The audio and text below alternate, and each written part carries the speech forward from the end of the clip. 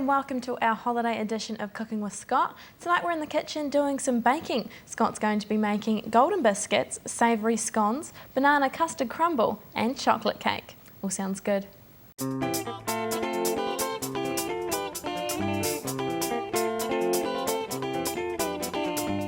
Hi, welcome back to the kitchen. Continue with our theme of food for flatters or when people have left home. This is a nice little biscuit that's really quick and easy to make and actually lasts really a long time in your tins, and they're called Golden Biscuits. So we'll get straight into it. You're going to need a pot for this, and we're going to put into that some butter. So we need to, first we'll get our butter out of our container, and we're adding to that some normal white sugar, half a cup of sultanas, some baking soda, a teaspoon of vanilla essence, a tablespoon of milk,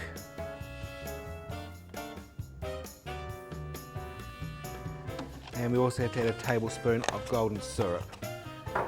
For those who aren't aware with the trick with golden syrup, of course it sticks to everything. I've just got a container here of boiling water that I've had my spoon sitting in. So the spoon's nice and hot. You can then measure out your golden syrup, and then the golden syrup, as you can see, will just slide straight off your spoon. So it won't stick and do all those nasty things that it normally does. So with this it goes on to a high element, and we want to actually melt all of those ingredients together. And for those that can remember back maybe to high school, when you made hokey pokey, a lot of students at high school or primary school make hokey pokey. Because of the sugar and the butter and the baking soda, the mixture will start to froth up, very similar to when you make hokey pokey. So you want to get all those ingredients mixed together. Again, watch your temperature, you don't want it too high because it will start to burn because of the sugar and the golden syrup. So keep an eye on it. We're going to need a baking tray. Depending on what size you're going to make your golden biscuits, you might need 2 baking trays. I'll just work with 1. A light spray of cooking spray, or if you don't have cooking spray, just use your leftover butter papers from around your butter and smear those over the tray. We also need flour for the finished actual biscuits. Actually, the flour's got to be mixed with our wet ingredients. So we've got our bowl of flour there ready to go.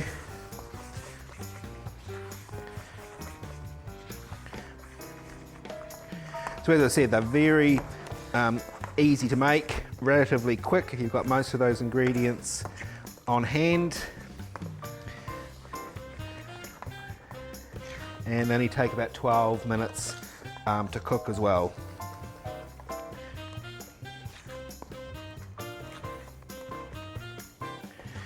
Now, some recipes with golden biscuits have the sultanas and the dry ingredients, so you could do that. This recipe I found, I usually use the one that has them in with the flour. This one was a new one that I came across, so I've used that one and put the sultanas in with the wet ingredients. So it's now come nice and started to froth up as though we were making hokey pokey, so we can take that off. And just sit our spoon on the side. We need a rubber scraper, and in goes all of those. If you had a big enough pot, you could actually put the flour straight into the pot. And then we can get our spoon back in and start mixing in the flour. Takes a few minutes to get it incorporated, but once you start to get there, it starts to come together.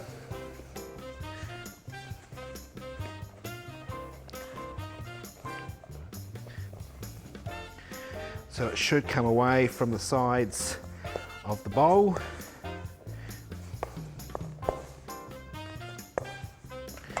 So just scrape your wooden spoon down. You often have other mixtures left on the base of that we want to get mixed in. So now onto our grease trays, we can take quite a generous spoonful of our dough, roll it into a ball, onto the tray it goes. Now these don't spread out a great deal, but you still want to allow some space between them. The recipe will make around about 16 to 18 biscuits. Again, as I said, depending on what size you make them. So we'll just fill this tray up.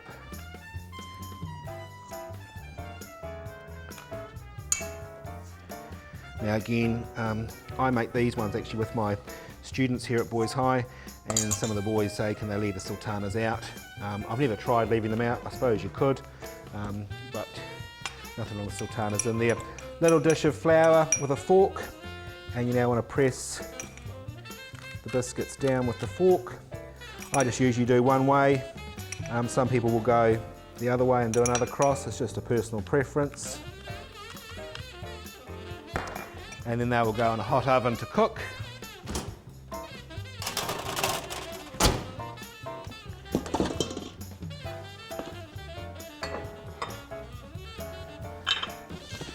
So again, little batch I've made here earlier.